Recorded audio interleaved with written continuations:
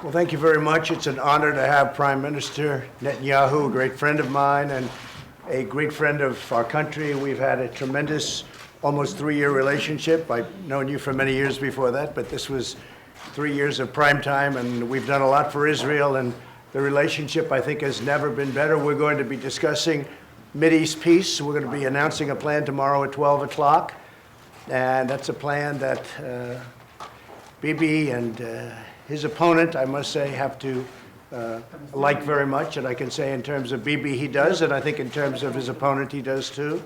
I'll be meeting with him in a little while.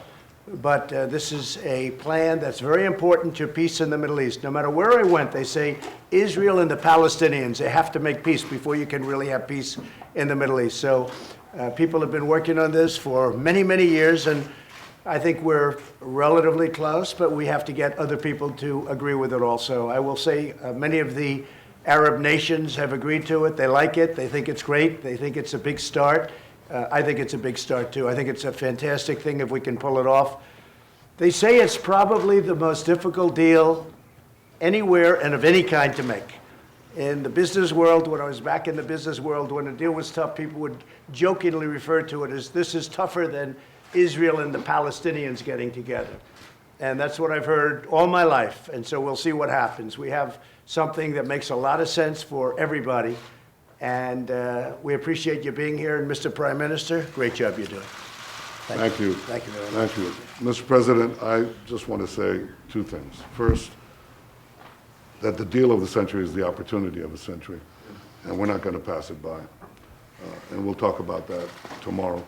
Today, I repeat, I just want to say thank you for everything you've done for the state of Israel. You've been the greatest friend that Israel has had in the White House. And I think tomorrow we can continue making history. Thank you, Mr. President. I look forward to it. Thank you very much. Mr. President, did you speak to the Palestinians about your plan, to the Palestinian president? Because there are reports... We will be reporting on that tomorrow. It's something they should want. They probably won't want it initially, but I think in the end they will. I think in the end they're going to want it. It's very good for them. In fact, it's overly good to them. So we'll see what happens. Now, without them, we don't do the deal, and that's okay. They're not living well. As you know, we cut off aid to Palestinians, and something I don't like to do, but we did that. And we think that there's a very good chance that they're going to want this. I would say their initial, just as great negotiators, and they are great negotiators, their initial response, and I have no idea what they're going to say, would be, oh, we don't want anything. But in the meantime, they'll be negotiating. So let's see how it works. So tomorrow at 12 o'clock, we'll be announcing a plan, and it's a very big plan. It will be a suggestion between Israel and the Palestinians. It's the closest it's ever come, and we'll see what happens. We have the support of the Prime Minister. We have the support of the other parties.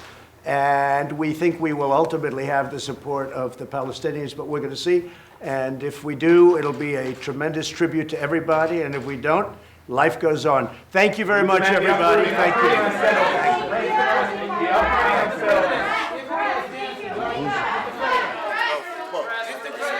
Mr. President, what about the allegations in the Baltimore? False. Guys.